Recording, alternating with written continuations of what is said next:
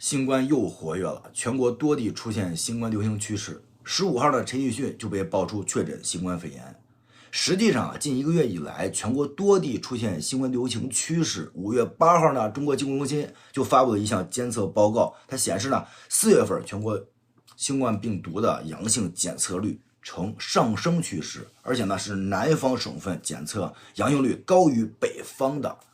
那相关工作人员也表示呢，这一次呢也要警惕啊，像香港那一边，在过去的1个月之内，成人新冠重症病例已经增至80多例，较之前明显要上升，而且呢出现了死亡的案例也逐渐在上升，而且呢这一次的病毒呢对孩子很是不友好。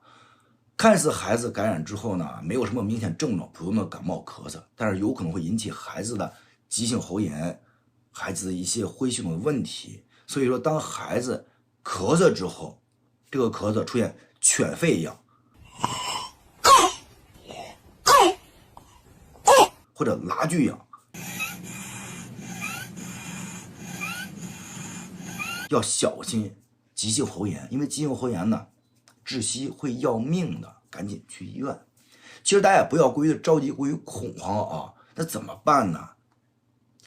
过去呢，我们反复感染的人、免疫力低下的人，或者有基础病的人，哎呀，这些人群呢，其实这段时间呢，我们就要少去人流密集的地方了。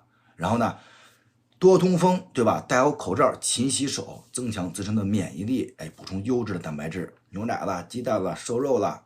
哎，保持充足的睡眠。如果出现不适症状呢，呼吸道的感染呢，哎，我们别不当回事，及时的去医院。如果说呢，你不幸被确诊了呢，及早的听医生话，及早的服药，这个就是最好的方法。所以大家了解一下，不要害怕，不要恐慌，把这个消息呢也告诉身边的朋友，防止